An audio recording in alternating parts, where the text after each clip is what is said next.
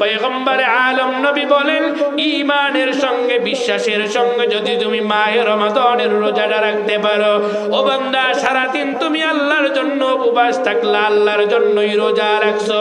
ও বান্দা, এই যে তুমি রোজা রাখলা আল্লাহর উপর বিশ্বাস করে করে, তোমার এই একটা রোজার ফজিলত কেমন, তুমি সারাদিন রোজা রাখার কারণে আল্লাহ তোমার পূর্বের গুনাহগুলিকে মাফ করে দিয়েছে। আল্লাহ বলেন, ও পয়গম্বর আপনি আফসোস করিয়েন না, আপনার উম্মতের হায়াত কম, কিন্তু আপনি জানলে অবাক হবেন, আমি আপনার উম্মতকে এমন একটা মাস দিয়ে দেব,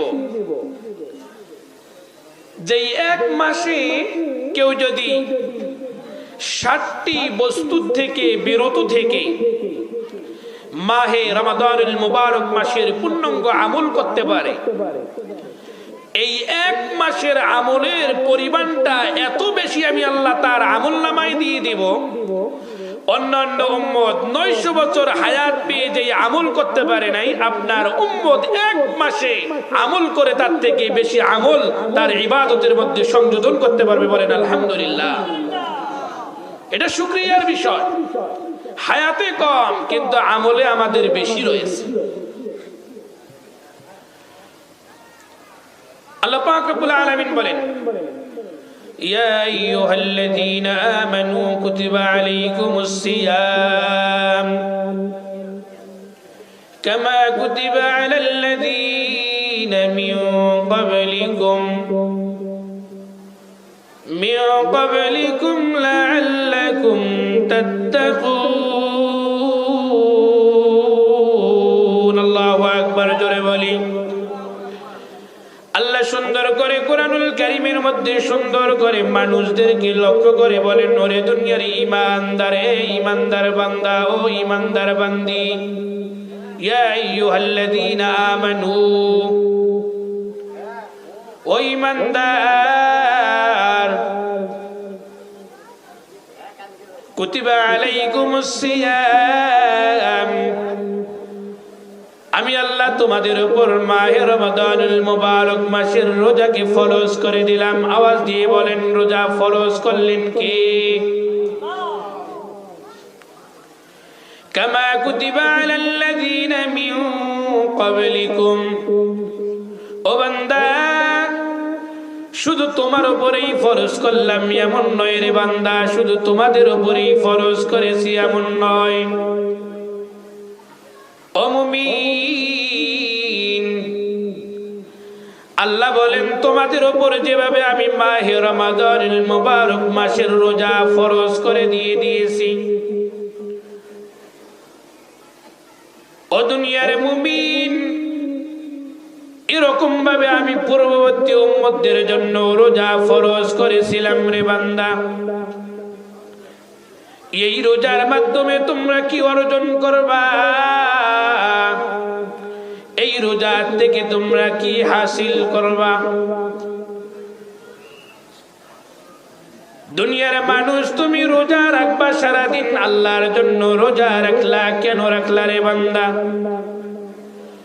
ও রমাদান আসার পূর্বেই মানুষের কানে কানে, মানুষের নাকের সামনে রমাদানুল মুবারক মাসের ঘ্রাণ চলে আসে।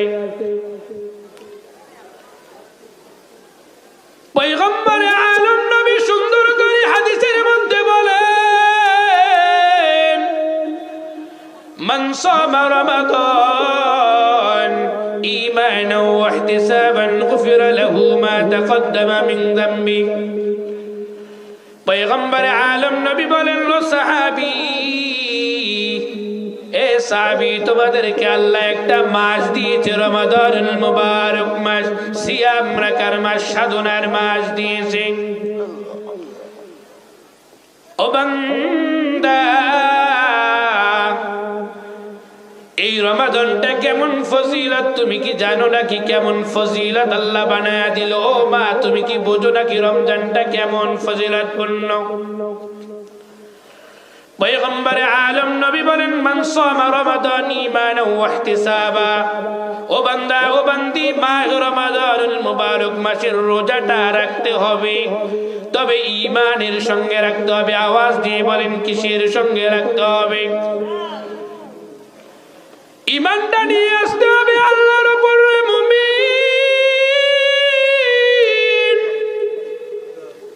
বিশ্বাসটা থাকতে হবে আল্লাহর উপর। যদি ঈমান থাকে আল্লাহর উপর, যদি বিশ্বাস থাকে আল্লাহর উপর, ঈমান আনয়ন করবা, ঈমানের সঙ্গে বিশ্বাসটাও লাগায়া দিবা। আমি যে রোজা রাখছি কার জন্য রাখলাম? আল্লাহর জন্য রাখলাম। গুফিরা লাহু মা তাকদ্দামা মিন যামবি। পয়গম্বর আলম নবী বলেন, ঈমানের সঙ্গে বিশ্বাসের সঙ্গে যদি তুমি মাহে রমাদানের রোজাটা রাখতে পারো, ও বান্দা সারাদিন তুমি আল্লাহর জন্য উপবাস থাকলা, আল্লাহর জন্যই রোজা রাখছো। ও বান্দা এই যে তুমি রোজা রাখলা আল্লাহর উপর বিশ্বাস করে করে, তোমার এই একটা রোজার ফজিলত কেমন? তুমি সারাদিন রোজা রাখার কারণে আল্লাহ তোমার পূর্বের গুনাহগুলিকে মাফ করে দিয়ে দিয়েছে। পয়গম্বর আলম নবী বলেন, শুধু রোজা রাখার ফজিলত আছে এমন নয়, শুধু রোজা রাখলা রোজার ফজিলত এমন নয় রে মুমিন। রোজা রাখছো আল্লাহর জন্য, না খেয়ে রোজা রেখেছো, এমন একটা রোজা, এমন একটা ইবাদত আল্লাহ বানায়া দিল। বান্দা যদি চায় ভেঙে ফেলতে পারে, বান্দা যদি চায় আমি গোপনে একটু খেয়ে ফেলবো, বলুন তো দেখি খাইতে পারবে কি পারবে না? ও মুমিন, বান্দা যদি বলে আমি সারাদিন উপবাস থাকতে পারবো না, আমি গোপনে খাবো, ইচ্ছা করলেই সে খাইতে পারবে। বান্দা যদি বলে আমি পানির নিচে ডুব দিয়ে পানি একটু খেয়ে ফেলবো, বান্দা খাইতে পারবে। পয়গম্বর আলম নবী বলেন, না না, কেউ কিন্তু এই ধরনের কাজটা করে না। পানি খাইতে পারে কিন্তু পানি খায় না, খাদ্য সামনে আছে কিন্তু ভক্ষণ করে না। পয়গম্বর আলম নবী বলেন, এই যে তুমি আল্লাহর উপর ভয়টা নিয়ে আসছো, আল্লাহর উপর তাওয়াক্কুল করছো, আল্লাহর উপর বিশ্বাস রাখছো, আল্লাহর জন্যই তুমি মাহে রমাদানুল মুবারক মাসের রোজা রাখলা রে বান্দা। ও বান্দা সারাদিন তুমি না খেয়ে রোজা রাখবা আল্লাহর জন্য, এরপরে রাত্রিবেলার একটা ইবাদত লাগায়া দাও। মান সামা রমাদান, এটা দিনের সঙ্গে সম্পৃক্ত করে দিলেন পয়গম্বর। এবার আল্লাহর পয়গম্বর আবার বলেন, মান কামা রমাদান ঈমানাও ওয়া ইহতিসাবা গুফিরা লাহু মা তাকদ্দামা মিন যামবিহি। পয়গম্বর আলম নবী বলেন, দিনের বেলা তুমি রোজা রেখে রেখে আল্লাহর উপর ভরসা করে রোজা রাখবা রে বান্দা। রাত্রিবেলা যখন হয়ে যাবে রে বান্দা, রাত্রিবেলা তুমি নফল ইবাদতের মধ্যে দাঁড়ায় যাও, তারাবির সালাতের মধ্যে দাঁড়ায় যাও।